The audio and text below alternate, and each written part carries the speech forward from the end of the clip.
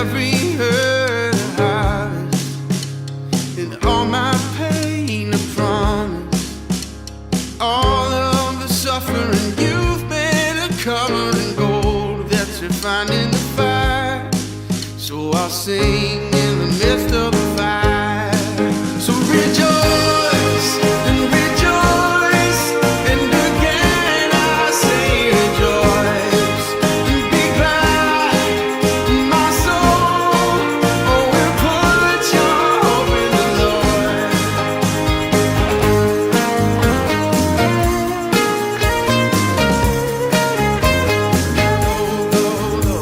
And though I'm battered and beaten, every bruise has a meaning.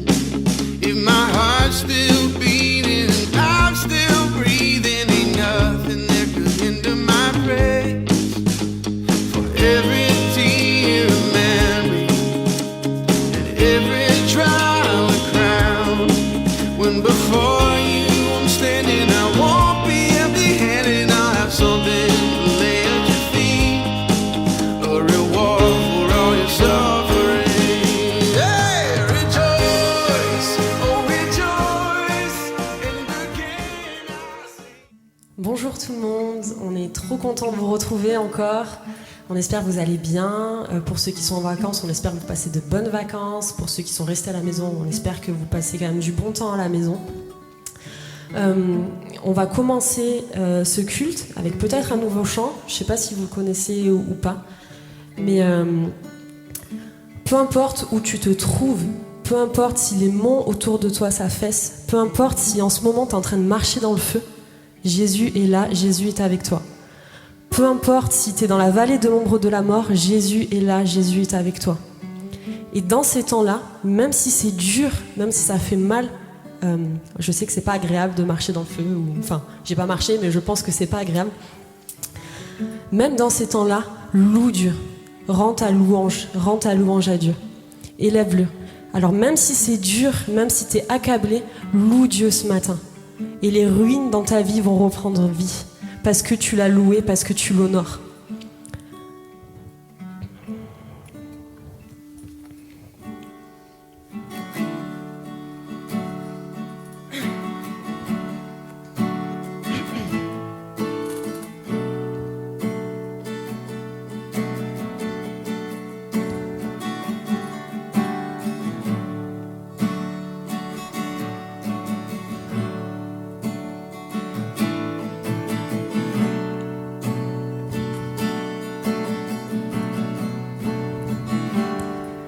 Quand les monts s'effondrent, quand le tonnerre gronde, tu es présent.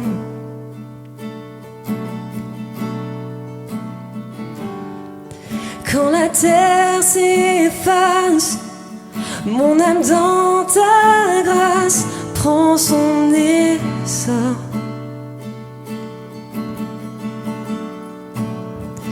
Et je marche dans le feu, je relève les yeux vers celui qui ravive mon esprit. Je regarde à la croix où ma vie tu sauvas, dans l'éclat de ta gloire et ta grâce.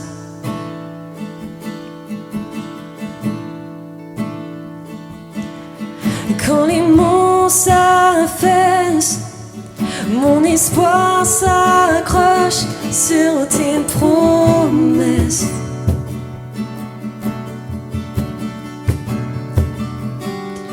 Quand mon courage cède, mon corps puise sa force dans ta présence.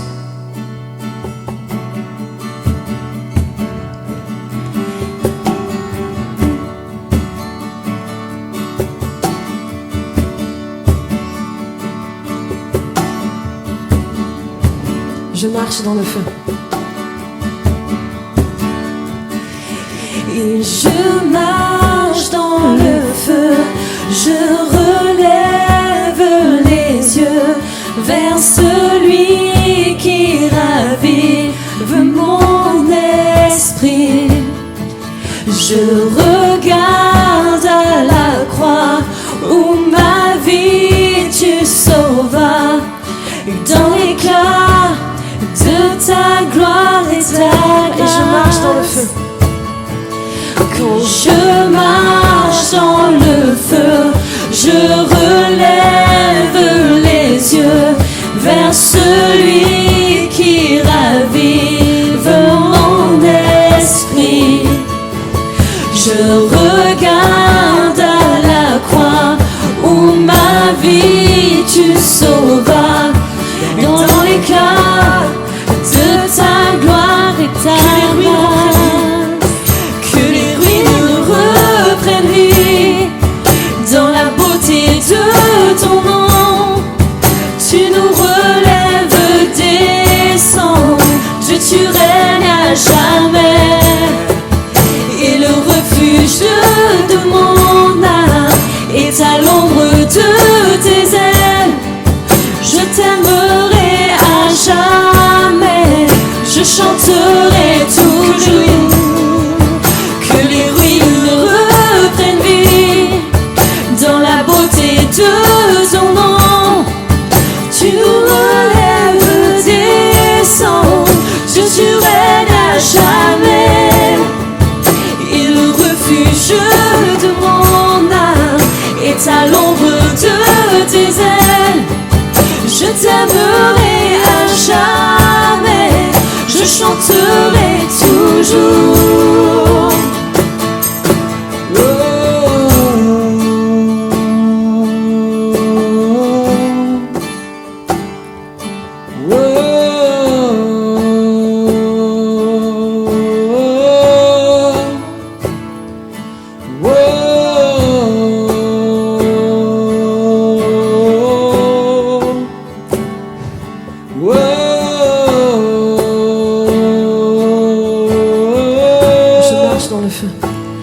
Et je marche dans le feu, je relève les yeux vers celui qui ravive mon esprit. Je regarde à la croix où ma vie tu sauvas, dans l'éclat de ta gloire et ta grâce. Que les ruines reprennent vie dans la beauté de ton nom. Tu nous relèves des cendres, Dieu tu règnes à jamais. Et le refuge de mon âme est à l'ombre de tes ailes. Je t'aimerai à jamais, je chanterai toujours.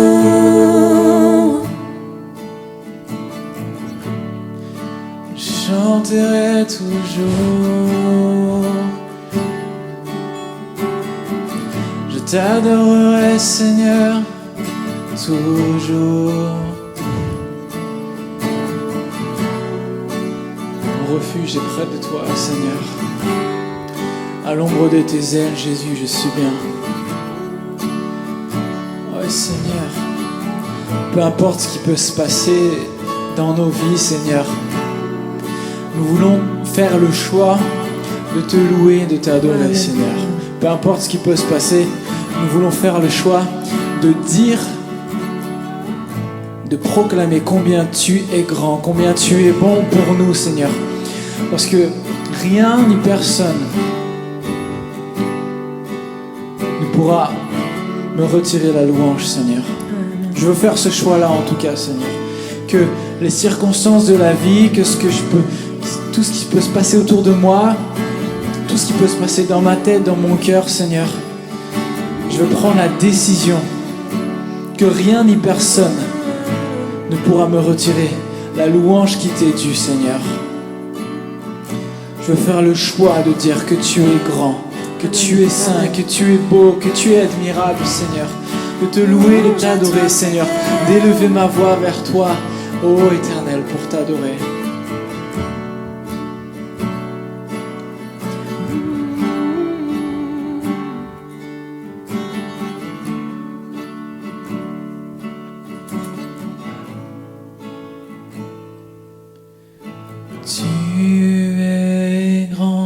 Seigneur. Tu es grand, Seigneur. Tu es grand, Seigneur. Tu es grand, Seigneur. Tu es grand. Tu es grand, Seigneur. Tu es grand, Seigneur. Tu es grand. Tu es grand, Seigneur. Oui, tu es grand, Seigneur. Magnifique, digne de louange. Tu es grand, Seigneur. Magnifique, digne de louange. Tu es grand, Seigneur. Magnifique. Magnifique, digne de louange. Tu es grand, Seigneur. Oui, magnifique, digne de louange. Tu es grand, Seigneur. Tu es grand.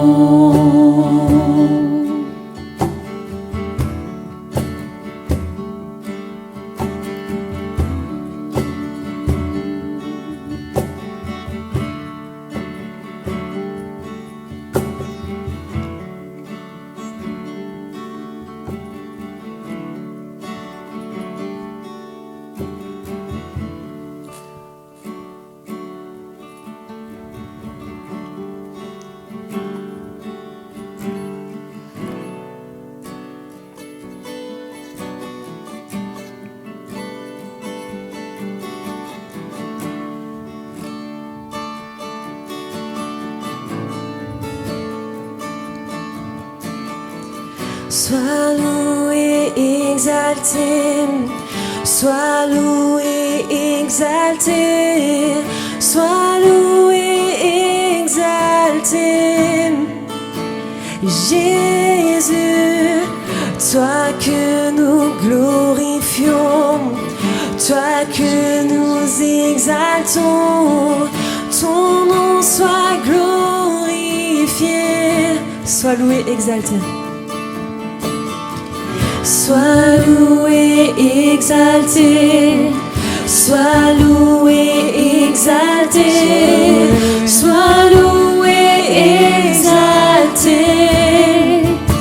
Jésus, toi que nous glorifions, toi que nous exaltons, ton nom soit glorifié. Sois loué.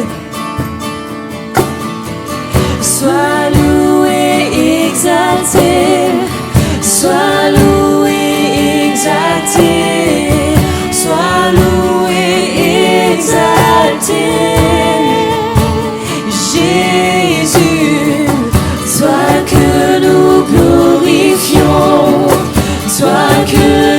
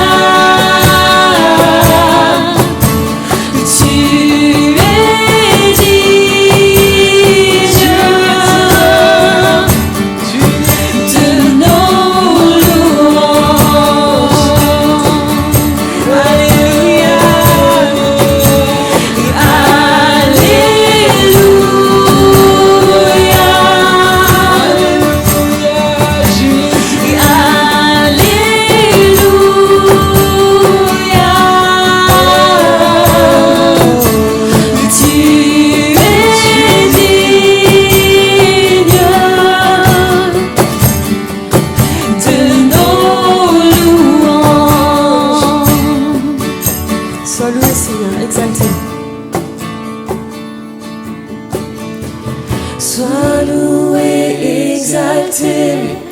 Sois loué, exalté. Sois loué, exalté. Jésus, toi que nous glorifions, toi que nous exaltons, ton nom soit glorifié. Jésus, louange à toi, Seigneur Jésus. Ton nom est élevé, exalté, Seigneur. Sois Louange à glorifié, Jésus-Christ. Seigneur. Louange à toi, Jésus. Sois glorifié, Sois Fils de Dieu. glorifié. Louange et adoration à toi, Seigneur. Tu es digne. Tu as été trouvé digne, Seigneur. Tu as été trouvé digne devant Dieu, Seigneur. Sans tache ni ride, pur, Seigneur, sans péché. Alors sois glorifié, Seigneur. Toi qui es digne, Seigneur Jésus, d'ouvrir le sceau. Toi qui seras trouvé digne, d'ouvrir le sceau, Seigneur. Louange à toi, Jésus-Christ. Louange à toi, Fils de Dieu. Sois loué, exalté, Seigneur. Sois élevé, Jésus. Sois glorifié, Sois Seigneur. glorifié, Jésus. Sois glorifié, Seigneur. Tu es trouvé digne, Sois Jésus. glorifié, Seigneur. Tu es digne en puissance et en autorité, Seigneur.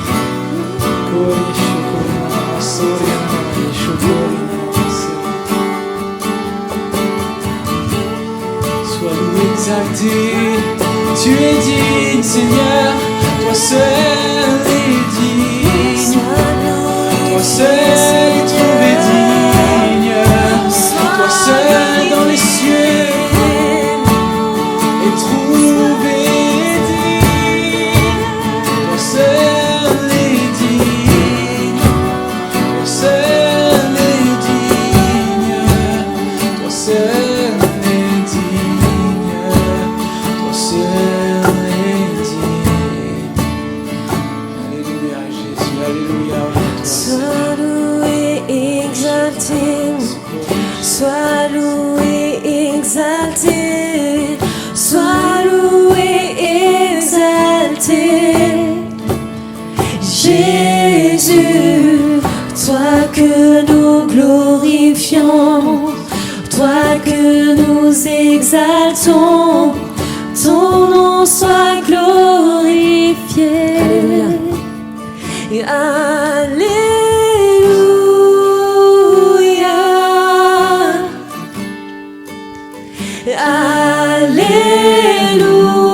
Alléluia. Tu es digne de nos louanges.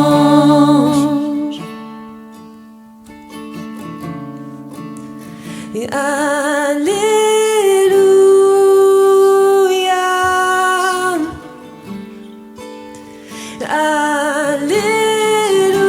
Alléluia. Tu es digne de nos louanges.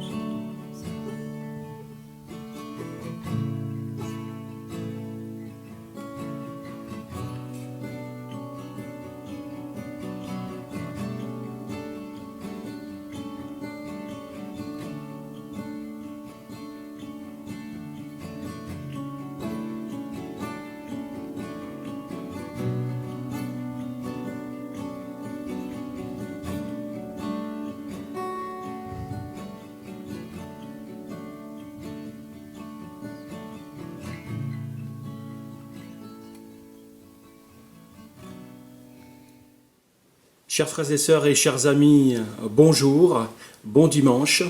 Très heureux de pouvoir vous retrouver pour passer ce moment de partage ensemble, pour prolonger le temps de la louange et méditer la parole de Dieu ensemble. Avant d'aller plus loin, je vous invite à prier. Seigneur, nous voulons te remercier de ce privilège que nous avons de pouvoir avoir ta parole, de pouvoir te connaître, de pouvoir avoir ton esprit qui nous guide, qui nous conseille, qui nous conduit et qui nous montre comment progresser avec toi, comment rester près de toi. Alors Père, que ta parole puisse fortifier notre âme et nous faire grandir en toi et nous rapprocher un peu plus près de toi, pour la seule gloire de ton nom. Amen. Alors aujourd'hui, nous allons continuer ce que nous avions commencé la dernière fois.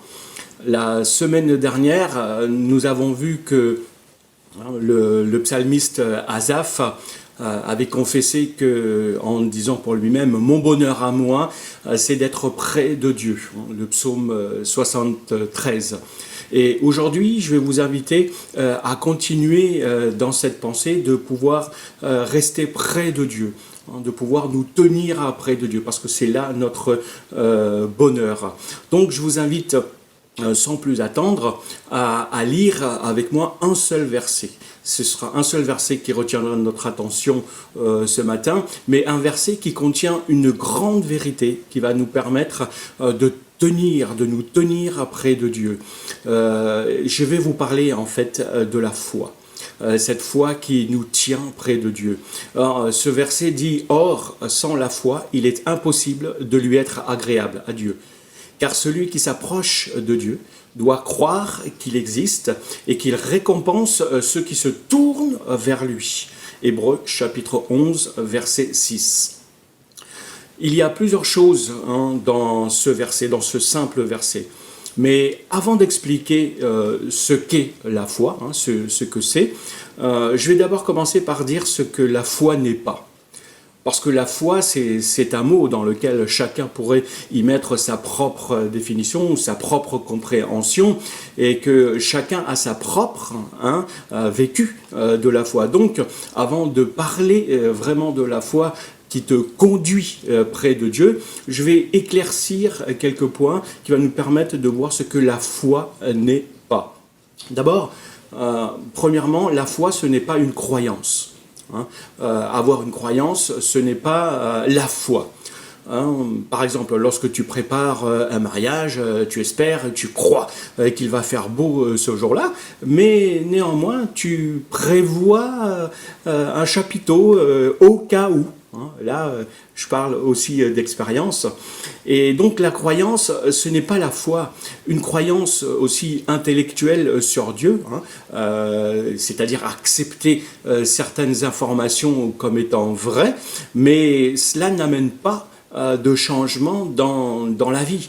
Ça n'emmène pas de bouleversement et ce n'est donc pas la foi qui te conduit à Dieu. Peut-être que tu as une certaine croyance en Jésus, mais ce n'est pas forcément la foi.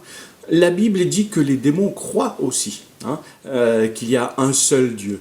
Ils ont une croyance, mais ils n'ont pas la foi qui te rapproche de Dieu, qui te tient auprès de lui. Ce n'est pas la foi qui te sauve, la foi qui te libère, la foi qui t'aide à rester, à te tenir et à t'approcher près de Dieu. Deuxièmement, la sincérité, ce n'est pas la foi.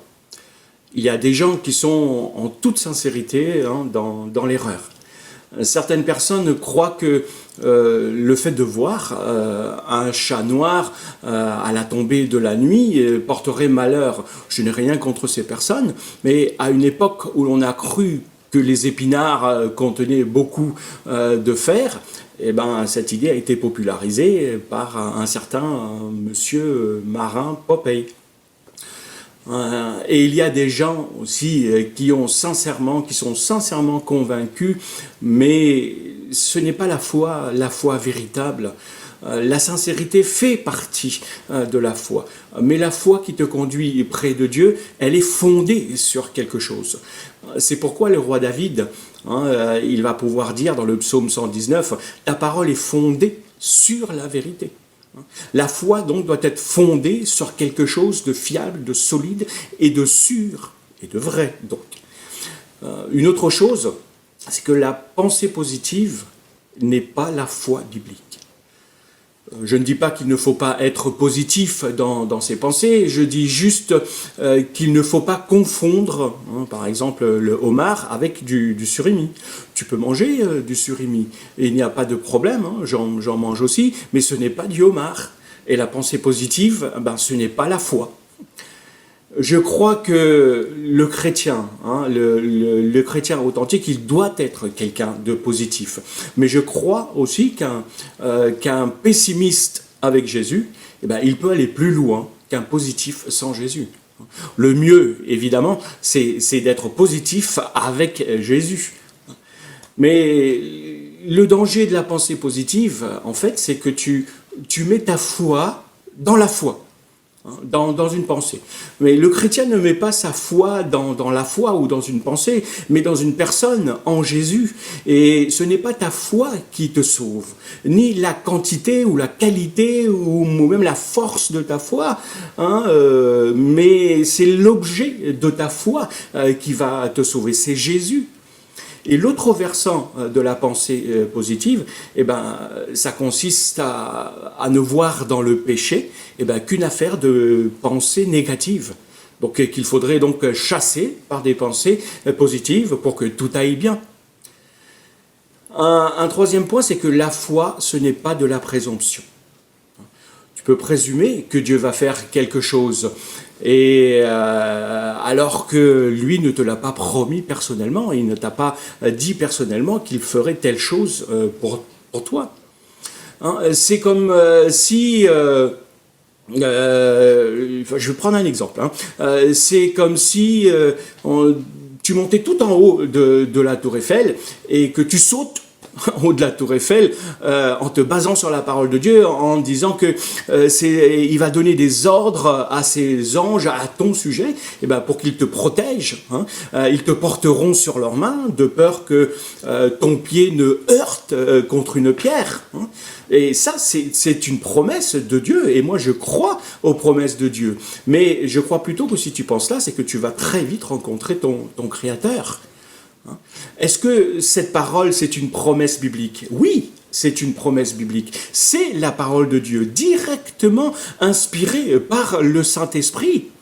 Mais le problème, c'est que bien souvent, tu prends un principe général en pensant que c'est une promesse personnelle. Tu te l'accapares comme une promesse personnelle. Ce n'est pas parce que Dieu veut le faire et que Dieu peut le faire qu'il va automatiquement le faire dans ta vie et pour toi, dans ta situation spécifique. Dans le psaume 103, il est dit que c'est l'Éternel qui te guérit de toute maladie et qui t'arrache à la tombe. Je crois que Dieu guérit de toutes les maladies et je continuerai à le prier pour les maladies parce que j'ai vu des gens être guéris, mais j'ai aussi vu des gens ne pas être guéris. Même après des prières honnêtes, sincères, en s'appuyant sur la parole de Dieu. Donc, si tu t'appuies sur ce verset et qu'il ne se passe rien, c'est que certainement tu as présumé que Dieu le ferait. Il y a des gens pour qui, sur la base de cette parole même, Dieu a exaucé leurs prières, comme je te le disais tout à l'heure. Mais si Dieu ne te l'a pas dit personnellement, dans ce cas, pour ces personnes-là, c'est que tu as reçu une parole de Dieu qui te dit qu'il le fera dans ta vie personnellement. Et c'est une parole qui te concerne toi et pas quelqu'un d'autre, pas quelque chose de général.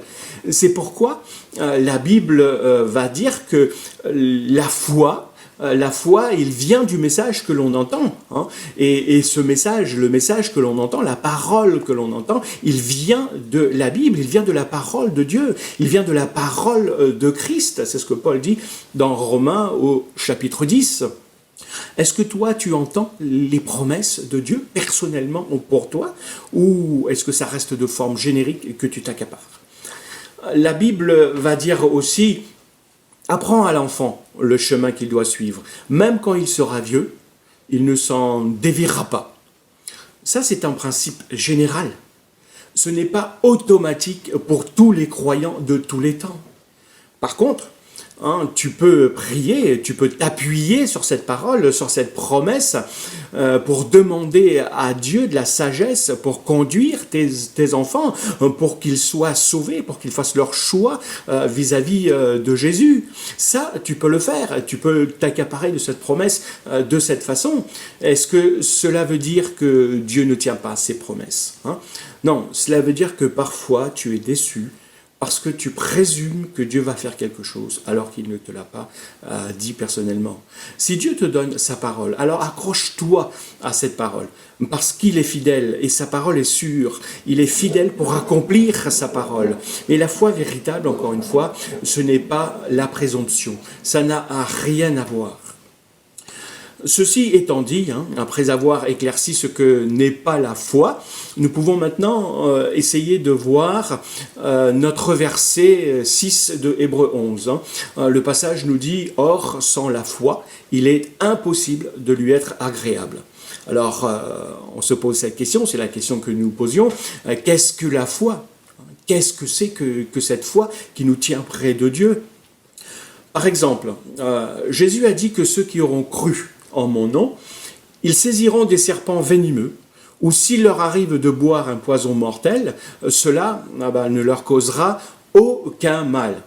Je pense que beaucoup connaissent ces versets, mais personnellement, là je parle pour moi, je ne m'aventurerai pas à saisir un serpent venimeux, à essayer de l'attraper, ni à boire un verre d'acide sulfurique pour vérifier que cette promesse est sûre et certaine.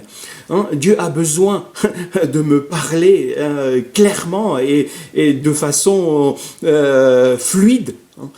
C'est de cette façon-là que l'on s'approprie une promesse de Dieu, quand on est convaincu que c'est à soi que Dieu est en train de parler. Mais alors, qu'est-ce que c'est que la foi ? Puisque sans la foi, il est impossible d'être agréable à Dieu. Si ce n'est pas une croyance, si ce n'est pas la pensée positive, si ce n'est pas de la présomption, alors qu'est-ce que c'est que la foi ? Cette foi qui te permet encore de t'approcher et de te tenir près de Dieu.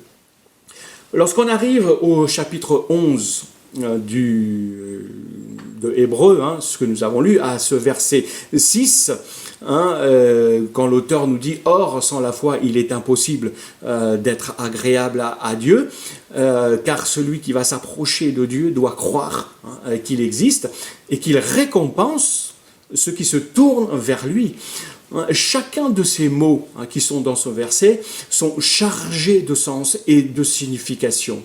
Dans les chapitres précédents, l'auteur de la lettre a déjà expliqué ces mots. Et lorsqu'il arrive sur le mot foi, dans le chapitre 11, ce mot foi a déjà été bien expliqué, bien à une autre saveur, puisqu'il a déjà été expliqué avant. C'est un peu comme lorsque tu manges de la viande qui a mariné dans une préparation.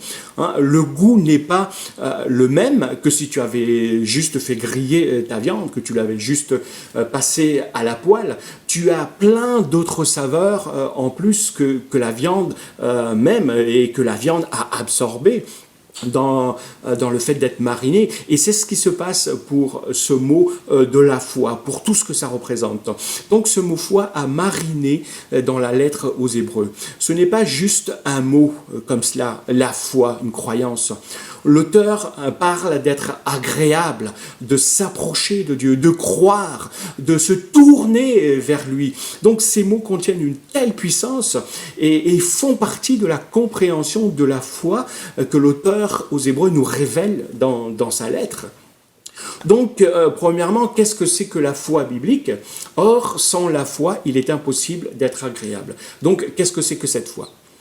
Et avant d'arriver à notre verset 6, comme je vous le disais, l'auteur a donné une définition de la foi, au verset 1er même du même chapitre.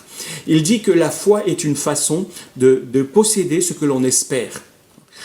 C'est un moyen d'être sûr des réalités qu'on ne voit pas.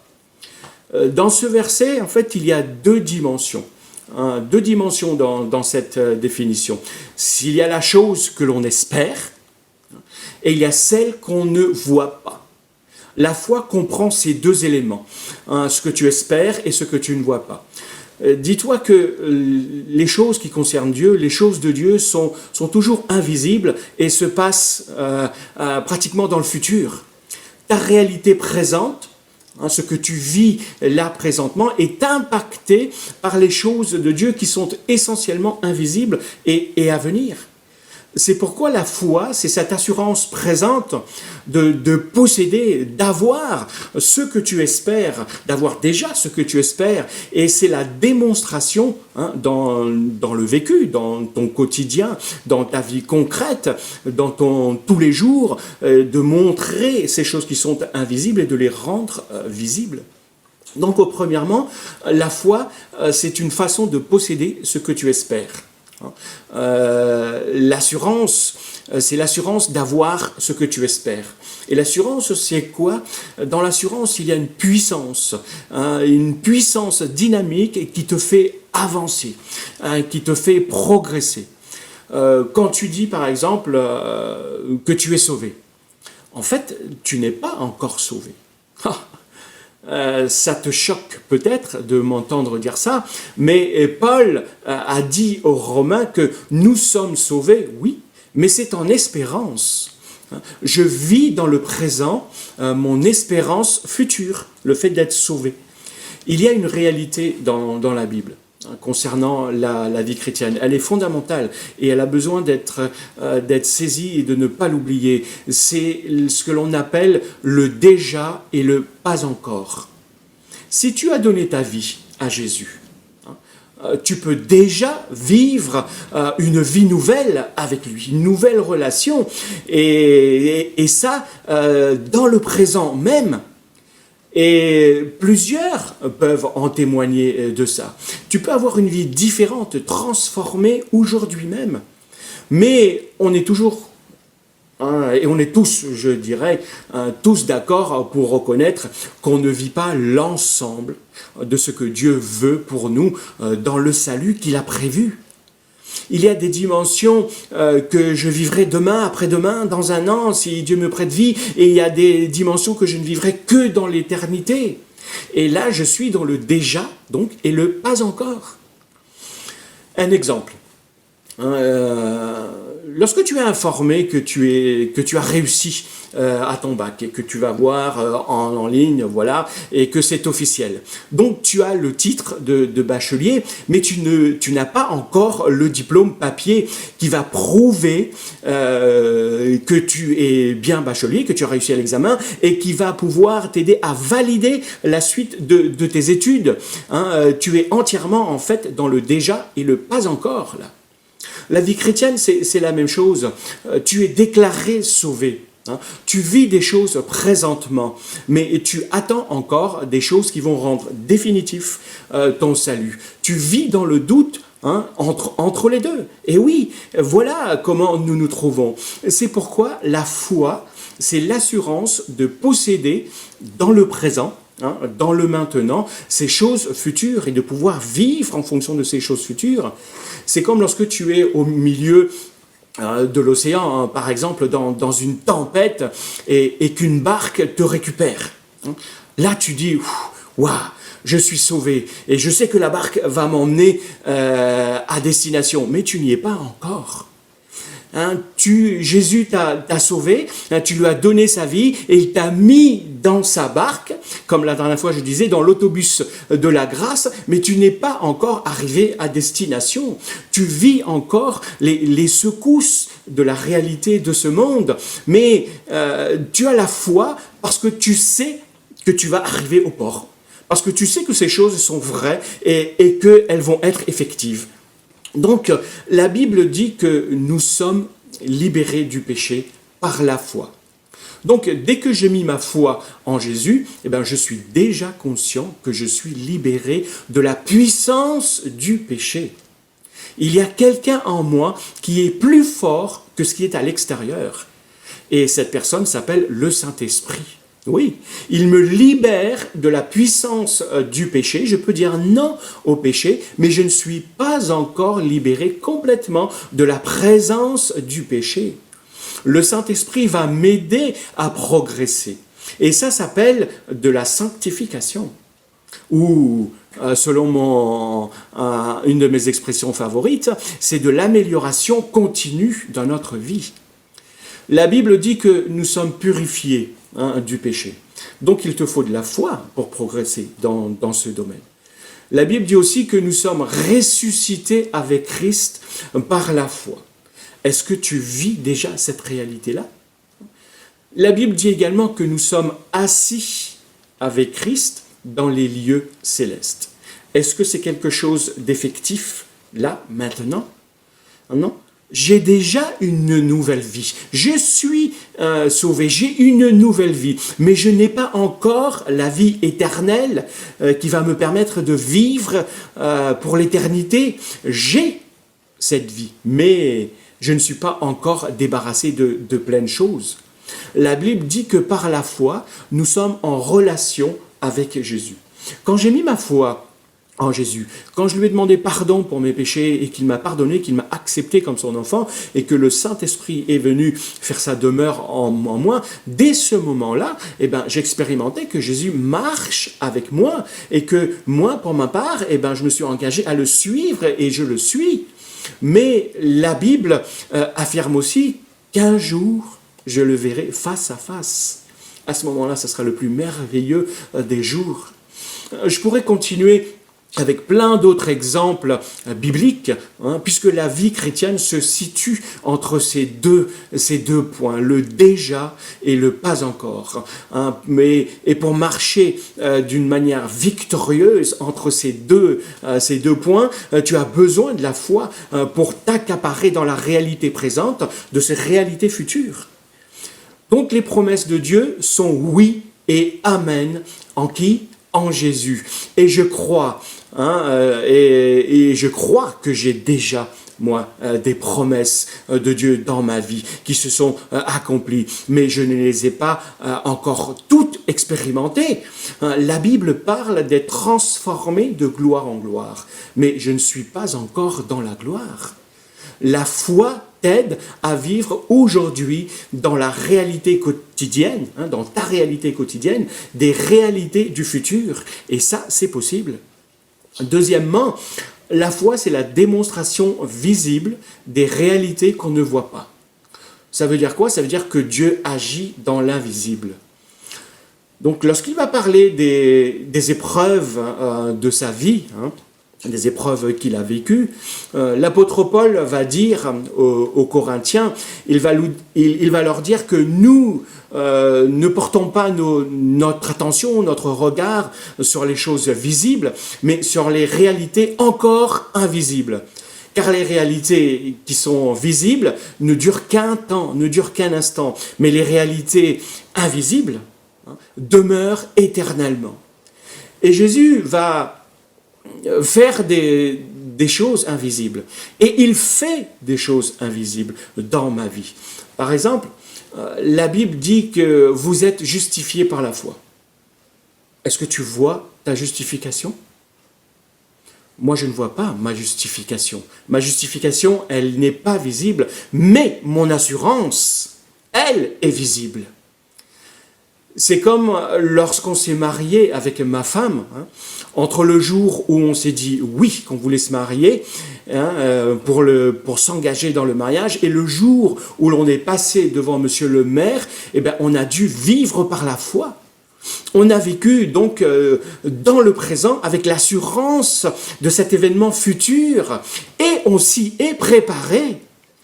On n'a pas attendu que les jours passent tranquillement avant de pouvoir fêter ce merveilleux jour. Non, on a agi dans le présent avec l'assurance des choses que l'on espère et on a accompli des actions pour nous emmener dans cette direction. Donc avec le Seigneur, c'est pareil. La foi, c'est l'assurance d'avoir ce que tu espères. C'est une assurance dans le présent qui va influencer tes actions. Et c'est ça, expérimenter concrètement les choses qu'on ne voit pas. comme par exemple le pardon. Tu ne peux pas voir le pardon, mais concrètement, tu peux le vivre.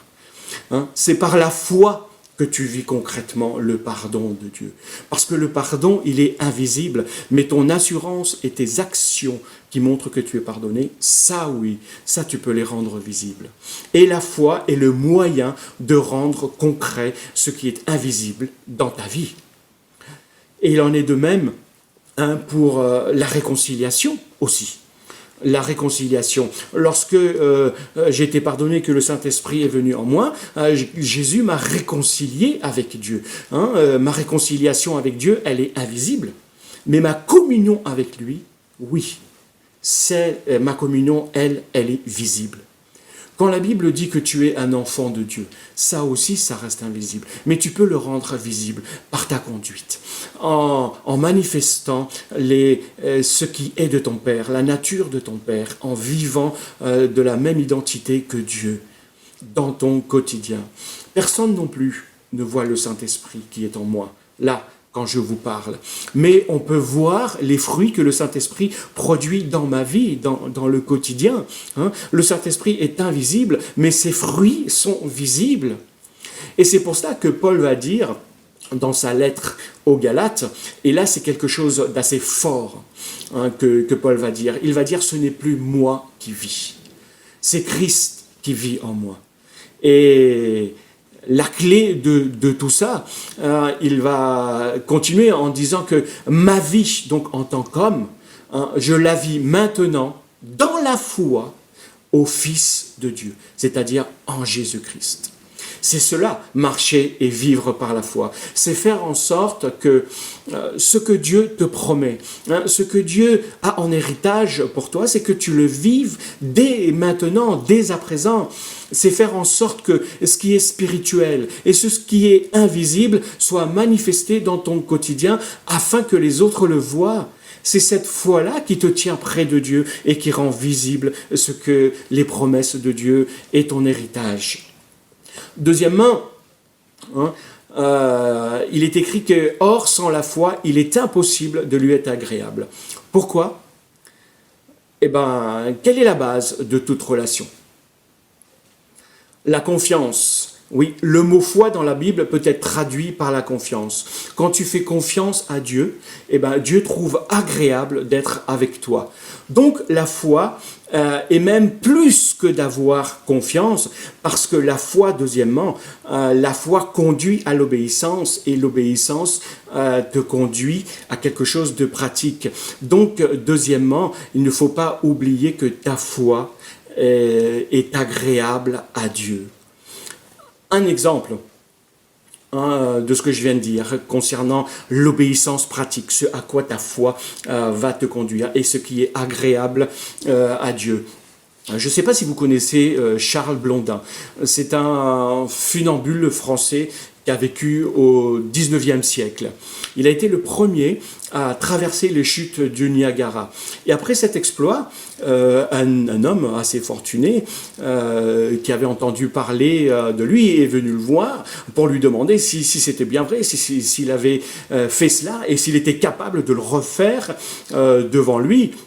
Et puis là, Charles Blondin lui a répondu « Ok, d'accord, j'accepte ». Donc, Charles Blondin a dressé sa corde et il a fait plusieurs allers-retours comme cela, et puis en se bandant les yeux, et puis en prenant une brouette et en revenant. Et lorsqu'il est revenu, il a demandé à la personne si elle était convaincue, donc si elle croyait que lui, Charles Blondin, était capable de le faire. La personne lui a répondu « Oui, maintenant je crois, vous avez une telle assurance ». Et Charles Blondin lui demande « Est-ce que vous croyez que je peux aussi porter une personne dans la brouette et faire l'aller-retour ?» Et la personne lui répond « Mais bien évidemment, après ce que je vous ai vu faire, il n'y a pas de doute ». Et là, Charles Blondin lui demande « alors, montez dans la brouette, on va faire un petit aller-retour, juste pour vérifier votre conviction ». Je vous laisse deviner ce que la personne a répondu à Charles Blondin. Tu crois en Jésus. Donc il te dit, monte dans ma brouette. La foi, c'est ça. C'est un cheminement. D'abord, tu commences par une adhésion intellectuelle. Tu lis la Bible, tu t'assembles avec des chrétiens, tu en entends parler, et puis tu viens voir, ça commence à prendre un peu sens, mais ça va pas plus loin, donc tu continues à vivre ta vie normalement. Mais Jésus n'est pas mort à la croix pour seulement donner du sens à ta vie. Non, tu dois franchir cette étape. Comme cet homme avec la brouette, tu dois faire quelque chose de pratique aussi. Donc la suite, c'est que tu passes de l'adhésion intellectuelle à la confiance. Tu commences à croire, à faire confiance après que tu aies vu certaines choses. Tu fais confiance à Jésus. Tu sais qu'il est capable de telle et telle chose. Mais la troisième étape, c'est que cette croyance-là, cette confiance doit se traduire en obéissance, c'est-à-dire en quelque chose de pratique dans ton quotidien. À ce moment-là, tu laisses plus de place à Dieu dans ta vie. Oui, la foi commence par la tête. Tu dois d'abord comprendre certaines choses, mais elle continue par tes émotions, par ta volonté. Tu dois faire confiance et tu dois faire le choix de faire quelque chose de pratique. Et cela va rejaillir dans toutes les dimensions de ta vie. C'est pourquoi à la fin du chapitre 10, l'auteur de la lettre aux Hébreux va dire « Ce qui est juste à mes yeux, celui qui est juste à mes yeux, c'est Dieu qui parle, vivra par la foi. Mais s'il retourne en arrière, je ne prends pas plaisir en lui. Il ne m'est pas agréable. » La véritable foi ne peut pas être compartimentée. Ce n'est pas quelque chose que tu peux simplement mettre dans ta tête ou dans tes émotions ou dans certains aspects de ta vie. Non, la véritable foi se manifeste dans toutes les dimensions de ce que tu es, dans toutes les dimensions de ta vie. Et là, c'est ça la véritable foi, c'est-à-dire mettre Jésus au centre de tout, toutes les dimensions de ta vie. Donc, deuxièmement, c'est que c'est ta foi qui te rend agréable à Dieu. Et j'arrive à mon troisième point. Il dit que, or, sans la foi, il est impossible de lui être agréable, car celui qui s'approche de Dieu doit croire qu'il existe et qu'il récompense ceux qui se tournent vers lui. Troisièmement, tu dois croire que Dieu existe. Ça paraît simple, mais quel chrétien qui ne croit pas que Dieu existe? Encore une fois, le verbe s'approcher, n'oublions pas qu'il a mijoté dans plein de choses avant, et au chapitre 10, l'auteur a expliqué comment on s'approche de Dieu. Et il va dire, donc ainsi, frères et sœurs, nous avons une pleine liberté pour entrer dans le lieu très saint, grâce au sang du sacrifice de Jésus. Jésus nous en a ouvert le chemin, un chemin nouveau et vivant à travers le rideau du sanctuaire. Vous savez, ce rideau qui séparait le lieu saint du lieu très saint, il a été déchiré. C'est-à-dire, à travers son propre corps, Jésus nous donne accès auprès de Dieu. Ainsi, continue l'auteur, nous avons un grand prêtre. C'était le seul qui pouvait entrer dans le lieu très saint. Et Jésus, c'est-à-dire Jésus, nous avons un grand prêtre éminent placé à la tête de la maison de Dieu. Donc approchons-nous donc avec Dieu, de Dieu, avec un cœur sincère, avec la pleine assurance que donne la foi, le cœur purifié de toute mauvaise conscience et le corps lavé d'une eau pure. Et l'auteur dit ça à la fin de Hébreux, les versets 19 à 22. Donc après avoir expliqué ce qu'est la foi, que sans la foi il est impossible d'être agréable à Dieu, et que c'est ta foi en fait qui te rend agréable à Dieu, l'auteur nous montre 3 choses qui vont nous permettre de nous approcher de Dieu et de nous tenir près de Dieu. En fait, premièrement, tu dois avoir foi dans l'œuvre de Jésus, dans ce qu'il a fait pour pouvoir t'approcher de Dieu. Le texte dit que nous avons une pleine liberté pour entrer dans ce lieu très saint. Et cela grâce au sang du sacrifice de Jésus. Mais voilà, c'est un langage peut-être que tu ne comprends pas. Alors ça veut dire quoi? Ça veut dire que Jésus est Dieu. Il est venu sur cette terre il a grandi comme un homme, il a vécu, il a eu une vie sans péché. C'est la seule personne qui ait vécu sur cette terre et qui n'ait jamais commis de péché. Donc nous, en tant que pécheurs, nous avons une dette envers Dieu et nous ne pouvons pas payer cette dette. Et cette dette nous sépare de Dieu. Nous ne sommes pas en communion avec Dieu, en relation avec Dieu.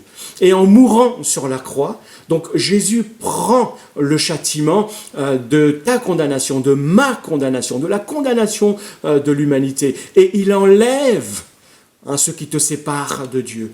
Mais par la foi en lui, en croyant que ce sacrifice-là, il l'a fait, eh ben, il te permet de t'approcher de Dieu et de te tenir dans sa présence. Si tu crois que Jésus a enlevé cette séparation, tu peux donc y aller. C'est ça, la foi.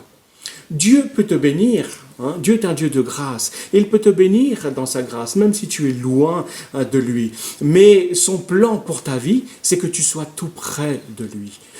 C'est pourquoi, c'est pour cela qu'il t'a créé, c'est pour ça qu'il t'a formé, pour être en relation avec lui. Et c'est là que tu trouveras ton identité et que tu trouveras ce qu'il a réservé pour toi, pour que tu sois épanoui. Et ce libre accès, eh ben, tu ne le trouveras que dans la personne de Jésus et par l'œuvre de la croix qu'il a accomplie, sa mort et sa résurrection. Donc, approchons-nous. Encore une fois, lorsque l'auteur dit ça, approchons-nous, c'est une conséquence. Approchons-nous avec une assurance, une pleine assurance. Je ne sais pas pour vous, mais quand je dois passer à l'aéroport, aux aéroports dans un détecteur de métal, je suis toujours un petit peu nerveux, même si je sais que je ne crains rien et que je n'ai pas de métal sur moi. Et une fois que le détecteur est passé, sans déclencher le bip évidemment, waouh, quel soulagement, je suis un peu plus détendu. Je pense que nous sommes aussi un peu comme ça lorsque nous voulons nous approcher de Dieu. Nous venons avec un peu de crainte, un petit peu tendu. Est-ce qu'il va m'accepter? Est-ce que ça va bien se passer? Mais dis-toi que tu as une pleine liberté pour t'approcher de Dieu. Tu n'as pas à avoir peur de quoi que ce soit.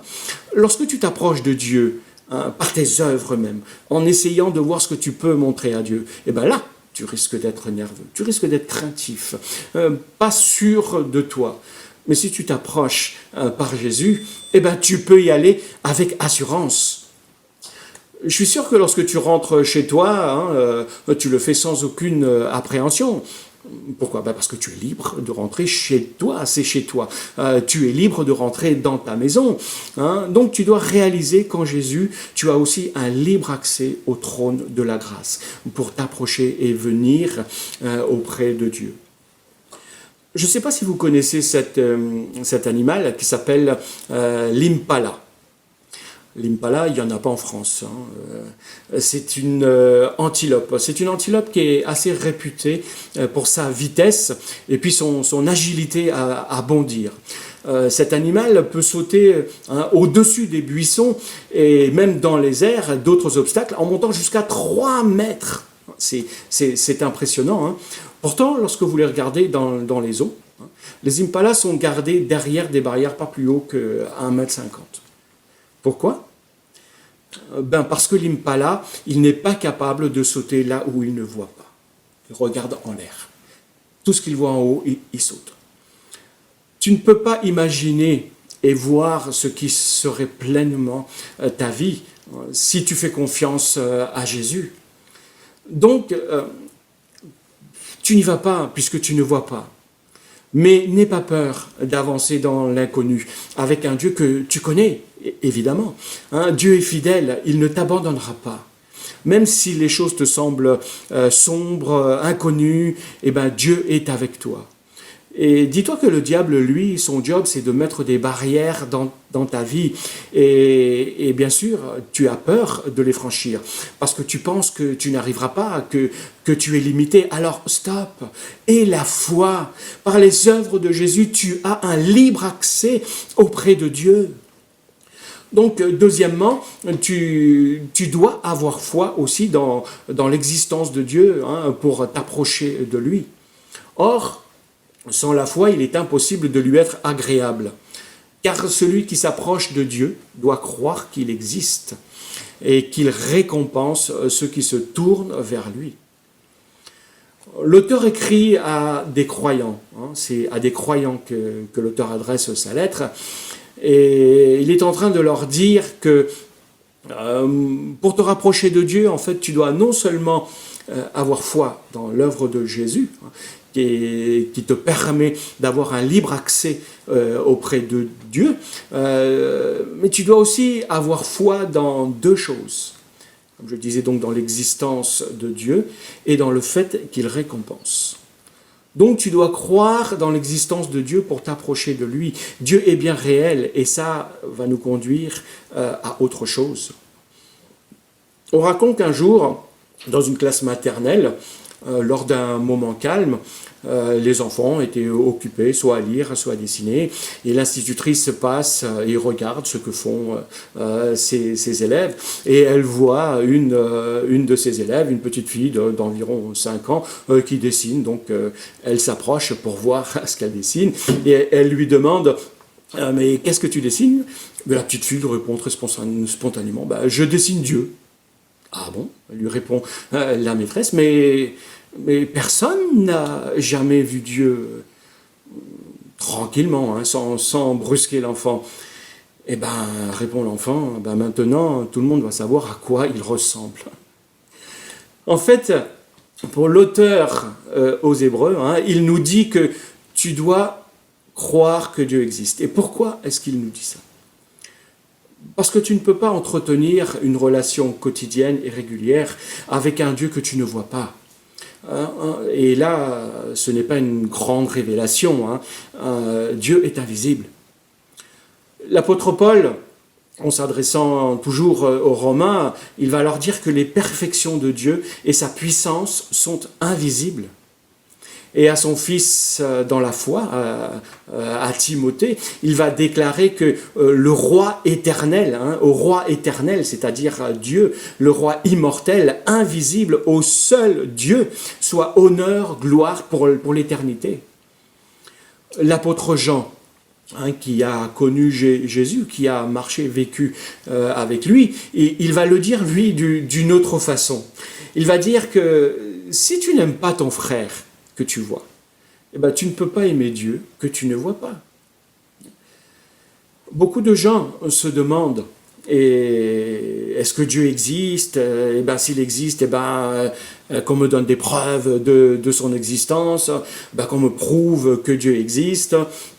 Pourtant, si tu regardes bien, dans ton quotidien, il y a plein de choses que tu ne vois pas, mais pourtant, tu y crois et tu vis avec.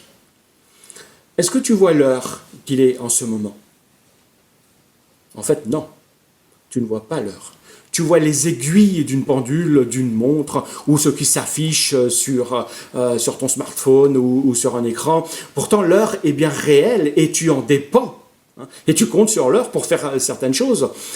Quand tu te laves les mains, par exemple, que tu as bien travaillé, tu as fait plein de choses, et tu ne vois pas la purification qui s'y produit.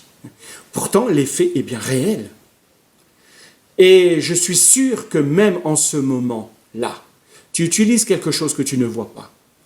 La Wi-Fi, tu ne la vois pas, mais tu es en train de l'utiliser même en ce moment. Et je te poserai juste une dernière question. Est-ce que tu as déjà vu, en vrai, et réellement, concrètement, ton cerveau ? Je te laisse répondre et je te laisse réfléchir à ça. Si tu y réfléchis, c'est que tu as déjà une partie de la réponse. Dieu, tu ne le vois pas, mais il existe. Et il est bien réel. Il est vivant et présent dans ma vie. On dit que Dieu est plus près de toi que l'air que tu respires. Alors prends en considération cette réalité. Mais comment est-ce que je peux savoir que le Dieu invisible existe ? Il me faut une preuve. Comment je peux être sûr que le Dieu de la Bible, celui que Jésus est venu révéler, il est bien réel ?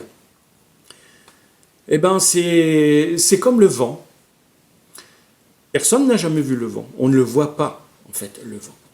Tu sais qu'il y a du vent quand tu l'entends produire quelque chose, ou quand tu le vois produire son effet.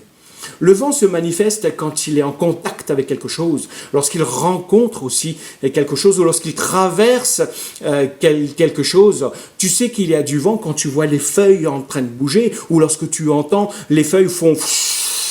Là, tu entends ce sifflement et un grondement. Là, tu sais qu'il y a du vent. Dieu est invisible, tu ne le vois pas. Mais quand il agit, tu peux être sûr que c'est lui qui agit. Moi, je n'ai jamais vu Dieu. Mais l'effet de sa grâce et de son action dans ma vie est bien réel. Et je sais donc que Dieu existe. Je suis convaincu que l'on a besoin de revenir à cette simple vérité que Dieu existe, même en tant que croyant, et qu'il est avec toi quand tu l'oublies ou même quand tu te sens loin de lui. Donc, troisièmement, tu dois croire que Dieu agit aussi en ta faveur pour t'approcher de lui. Parce qu'il dit, or sans la foi, il est impossible d'être agréable à Dieu. Car celui qui s'approche de Dieu doit croire qu'il existe et qu'il récompense ceux qui se tournent vers lui. Donc la deuxième chose qui te permet de t'approcher de Dieu, c'est que tu dois croire qu'il agit en ta faveur. Ça, c'est important. Donc ma démarche ce matin a été très simple. D'abord, c'était de dire qu'est-ce que c'est que la foi, avant de dire ce que ce n'était pas. Donc de définir c'est la foi. Et puis d'expliquer que par ta foi, tu es agréable à Dieu. Dieu prend plaisir lorsque tu manifestes ta foi. Ensuite, de voir trois éléments de la foi qui peuvent te tenir près de Dieu. Ces éléments sont que tu dois croire dans l'œuvre de Jésus, premièrement. Tu dois croire que Dieu existe, deuxièmement. Et finalement, troisièmement, c'est que tu dois croire que Dieu écoute, qu'il entend, qu'il répond et qu'il se manifeste. En fait, que Dieu n'est pas un Dieu qui est statique, mais c'est un Dieu qui agit. C'est pourquoi l'auteur donc de la lettre aux Hébreux dit que celui qui s'approche de Dieu doit croire, premièrement, qu'il existe et ensuite qu'il récompense ceux qui le cherchent et ceux qui le cherchent de tout leur cœur. Donc, je vais terminer avec cette histoire que très certainement vous avez déjà entendue ou que vous connaissez, mais qui illustre bien ce qu'est la foi véritable. Cette foi qui te permet de t'approcher, de te tenir près de Dieu. Peut-être que tu es éloigné de Dieu, parce que quelque part dans ton parcours, dans ton cheminement, tu as cessé de croire que Dieu était vivant et qu'il agissait en ta faveur, et puis tu ne le recherches plus parce que tu ne vois plus l'avantage de le rechercher et d'être près de lui. Donc c'est l'histoire d'une petite fille avec dans sa ville, dans sa région, un jour il avait eu pas mal de sécheresse et les croyants avaient décidé donc de se réunir pour prier pour qu'il pleuve. Et donc les croyants, tous les jours, y allaient, ils les priaient, ils priaient en demandant à Dieu de venir et de pouvoir bénir par sa grâce en faisant pleuvoir. Et un jour, une petite fille, elle aussi, est venue avec eux pour prier. Et puis là, elle est venue et elle est venue avec un parapluie qu'elle a ouvert, elle s'est mise en dessous et elle a prié avec les autres. Et les autres ont commencé à lui dire, mais écoute, c'est un peu dérangeant que tu viennes avec ton parapluie, voilà, c'est gênant pour Dieu. Mais la petite fille leur a répondu, mais si vous priez que vous ne croyez pas, rien va se passer. Il y a plein de chrétiens qui prient dans leur quotidien et qui disent, Seigneur, envoie la pluie, fais descendre tes bénédictions, mais qui ne se préparent pas, qui n'y croient pas, donc qui ne se préparent pas et qui n'attendent pas de recevoir. Ce n'est pas tout de croire que Dieu existe. Tu dois aussi croire qu'il récompense, c'est-à-dire qu'il agit en ta faveur, qu'il agit en faveur de ceux qui se tournent vers lui. La foi, c'est quelque chose de simple, de très simple. Et je veux juste te mettre au défi de te tourner vers Dieu aujourd'hui et de pouvoir te tenir encore près de lui, simplement par la foi. Tu pries pour quelque chose que tu ne vois pas et que tu attends. Il y a quelque chose de peut-être de brisé en toi et tu as cessé donc de croire. Alors pense simplement à prendre ton parapluie par la foi Et crois que Dieu agit et récompense ceux qui se tournent vers lui. Alors, dis-toi que c'est par ta foi que Dieu va prendre plaisir à être avec toi et que c'est par ta foi que tu es conduit près de Dieu. Alors, je vais prier et te dis à bientôt. Seigneur, merci pour ta parole. Merci parce que c'est ta parole qui nourrit notre foi. C'est en ta parole que nous voulons placer notre foi, parce qu'elle est sûre et certaine. Alors que nous puissions, Seigneur, par la foi faire, et les conseils de ta parole, faire un pas de plus vers toi encore et nous rapprocher de toi pour nous tenir près de toi, afin que les autres voient aussi que tu agis dans notre vie, que tu es un Dieu vivant, et de rendre concret les choses, les réalités spirituelles que nous ne voyons pas, pour la gloire de ton nom, Père. Amen. À bientôt, à dimanche prochain.